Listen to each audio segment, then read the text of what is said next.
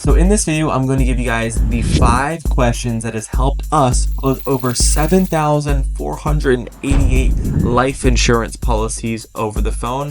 And the reason I make this video is I'm going to teach you how to sell life insurance. I'm going to give you guys the 5 questions that if you ask in your sales process, it will help you make way over 6 figures and ultimately allow you to start selling at a really high level as a life insurance agent. Now, I'm so confident that I'm going to give you guys these 5 amazing questions because these questions changed my life. My first year as an agent, you can see I was on track. I sold $300,000 my first 6 months.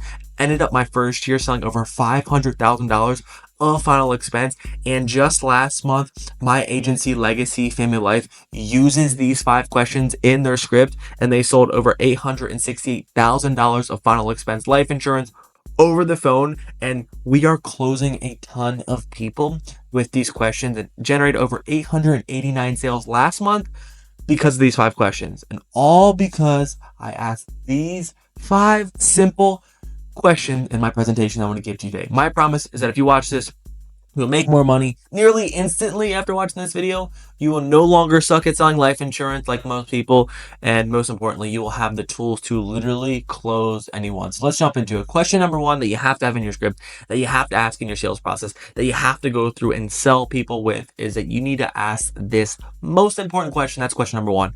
John, what is the goal of the life insurance? What do you want to make sure gets taken care of? Now, why do you ask this question? This question is to simply get a clear understanding on why the prospect is even speaking to you, or you have to get your prospect to tell you what is their problem. And you are going to get a response like this. Well, when I die, I want to make sure that my burial expenses are taken care of. Or you're going to get a response like this. Well, I want to make sure that my mortgage is paid off. Or you're going to get a response like this. Well, I want to make sure that when I retire, I have enough to pay for my house and make sure that my wife has enough money for retirement if I pass away. Whatever the response is, you need to get it from the prospect. Even though they filled out the ad, even though that they've probably had some type of need, you need the prospect to identify why are you even speaking. Now, the problem that a lot of people make when they ask this question is they're not curious in their tonality. You're not like trying to understand. If you ask the question like, what are you looking to get taken care of? What do you want? Is not going to deliver well. You need to use your tonality in a soft tone, curious. And John, what is the goal of the life insurance? What do you want to make sure gets taken care of? Is how I'd ask this question to get prospects' guard down and comfortable with kind of opening up because they feel like you don't really understand what they're looking for, even though you probably do. Now, why is this question so important? It's because if someone comes to you and they say, Peter, I want to cover my burial expenses, but you never ask this question and they're here to talk about term life insurance, well, they're never going to want to move forward because you need to make sure that you are solving the prospect's correct problem. And the way that you do that is you ask, what is the goal of this life insurance, John? What do you want to make sure gets taken care of so that you can go into your full discovery around a clear problem? Question number 2. Question number 2 is starting to go into the who. Okay, I want you to understand this question and why it's so important. This question is, God forbid if, you didn't get this taken care of, Miss Betty, who would be like most impacted? Okay, why is this who question so important? Because life insurance is an invisible product. People don't just wake up and say, I want to buy life insurance. I feel like I should get life insurance because it's going to benefit me. No, now that you have the clear why, you need to understand the clear who. And this is what this question is identifying. Who is going to be taking on the burden? Who is the one that's going to be paying for the burial expenses? Who is the one that's going to be most impacted? Because people buy life insurance because they're trying to look out for someone else. When you sell life insurance, it's an emotional product. It's a product that is going to be impacted on someone else. So you need to clear who. Typically a son, a daughter, an aunt, an uncle. Someone is going to be faced with this massive burden. And if you go through your sales process without a clear who, why would I buy life insurance? I don't know who's going to be stuck with my burial expenses. I don't know who's going to be stuck paying for the house when I die. I don't know who's going to pay off my cars when I go. I don't have any family member. And this person wouldn't need life insurance. So to dive deep, you need to get a clear who. And a huge mistake that a lot of agents make is that they'll ask the question, well, who do you think would be responsible? Or who do you think would, if you didn't get this taken care of, Miss Betty, who would be most impacted? Well, I don't know. Maybe my daughter. I'm not sure. And then what they're going to do is they're just going to pause there. Okay, possibly your daughter. That is an incorrect answer. You need a clear who. Well, what do you say? Possibly your daughter. I mean, do you think your daughter would be the one that would be specifically responsible for this huge burden? Yeah, it's going to all fall on her. And then when you get that clear why with a clear who, then you can start moving on to question number 3. Question number 3 is a question where you really get the prospect to start opening up and talking about why this product is important for them. So question number 3 is this. You can't miss this question, okay? Question number 4 is juicy too. But walk me through, what would things look like if you passed away without getting this taken care of? What would your daughter have to go through? Okay? Because remember, question 2, they told you who the person's going to be burdened. Now that you understand who's going to be burdened, question 3 is all about the why, is painting the picture. Okay? Again, this is an emotional product. This is probably where the sale is typically made. You need to make sure that your prospect will help understand what they will go through if they die without getting this product. So you ask them, again, leaning your head to the side, kind of curious, kind of like, it's a tough question. Well, walk me through, what would things look like if you passed away, Miss Betty, without getting this taken care of? What would your husband, what would he have to go through? Okay. Now what the prospect's going to do is they're going to say something like this. Well, they're going to probably have to sell my car, or they're probably going to have to start a GoFundMe, or they're probably going to have to raise money or knock on doors. I don't know. It's going to be really difficult. Okay. Now here's why this question is important. It's because you are getting the prospect to spill the beans. You are getting the prospect to tell you what life looks like if they do not move forward with the product. Now, a lot of agents make this mistake. They'll fill in the blanks. They'll assume, oh, wow, so they're probably going to have to start a GoFundMe, or your kids are going to have to pay for your mortgage and they probably don't have the money, or your family's going to have to pay for things and they don't have the money. And you are just mouth vomiting things that they've never said. The goal in sales, when you ask this question, is to get your prospect to tell you everything. You're just a good listener and you repeat back to them and ask additional questions, because you want to dive as deep as you can in this question. It's going to open up additional small questions that you can ask. So when you ask, what would they have to go through?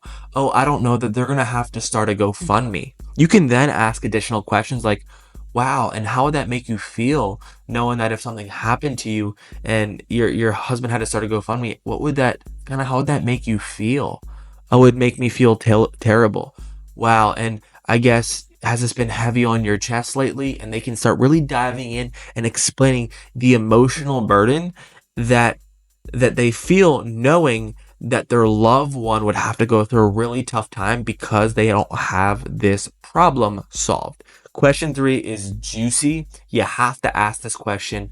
Walk me through, what would that look like if you passed away? Question number 4, diving into the nitty gritty. Now we know who is going to be impacted. First, we know, number 1, what they're looking for. Number 2, we know who's going to be impacted. Number 3 question, we know what they'd have to go through and all the pain that they'd have to go through. Now, number 4 is helping understand why in the world have they not solved this problem. They just told you that their husband is going to have to start a GoFundMe. They're going to have to sell their car. They're going to have to sell their beach house in Florida to then live in a small trailer park because they don't have enough mortgage insurance. Whatever it is.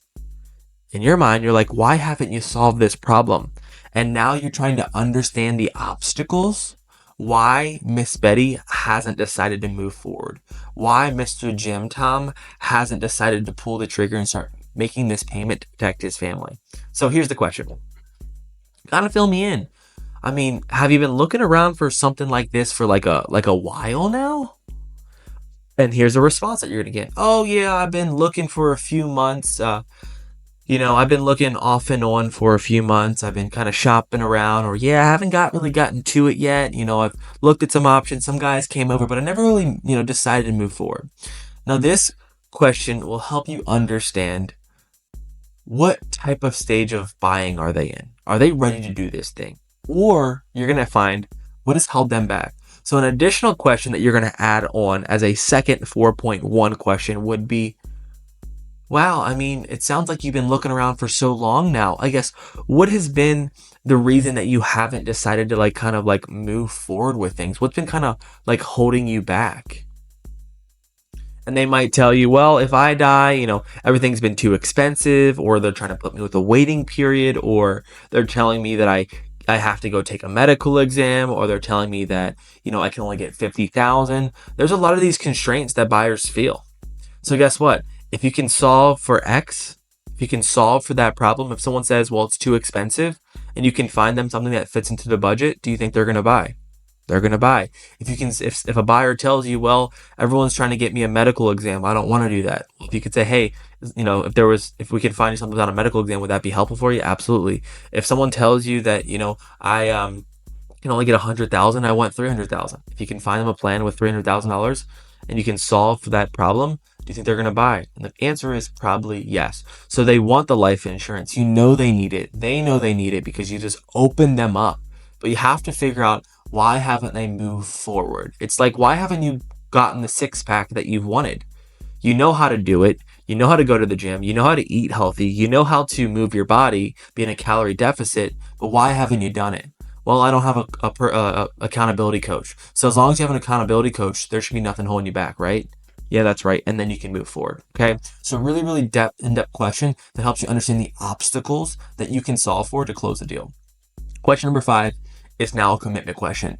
They have the problem. They know they need to solve it. You realize what is preventing them from solving it. Question 5 takes this home. And ultimately it creates a commitment that they make to you that you can use against them. So when they tell you, oh, there's nothing holding me back. No, I'm ready to I'm ready to move forward as long as it's inside my budget. I'm all in. And then what happens is you'll actually go to the close. You'll give them 2 options, and you'll say, do you want to go with the 100,000 or the $200,000, whatever you sell? And they're like, I need to think about it. But this question number 5 is going to give you ammunition that you can use to help overcome any objections that they might tell you. Let me explain. So question number 5 is this. If I could potentially find you something that would ensure that your son, James, he's not stuck paying for your burial expenses. He's not having to sell his car like he told me earlier to pay for your mortgage. If I could, if this is taken care of, we could find something that's making sure that is taken care of. Would there be anything holding you back from putting this solution or putting a solution in place? Okay.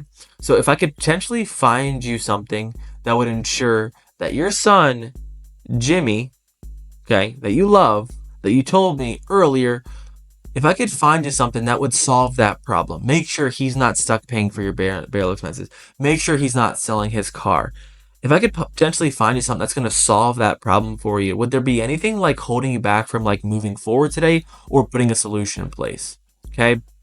And typically you're going to get the commitment here. Oh, absolutely not. And then you can go ahead and use that commitment in your close. Or they might also bring up what's called an additional objection, such as, well, I got to speak to my spouse, or I got to really just make sure it fits in my budget. So this is the question that we call the killing the zombies question. You need to understand what zombies are in your way, what problems or obstacles that they're going to come up with at the end that you can kill here. And this is objection prevention. You are trying to get the objections here, and this question is going to do that. And if you get them here, you can solve for them here so they don't come up at the end. So Miss Betty's like, well, absolutely. I mean, there shouldn't be anything holding you back, but I just can't pay for it today. Well, guess what you can now do? You can now ask, well, Miss Betty, if we could find you something that is comfortable and affordable that will solve all your problems, but you pay for it when you have the money, like on the 1st or the 3rd of the month, would there be anything from preventing you from moving forward? Absolutely not.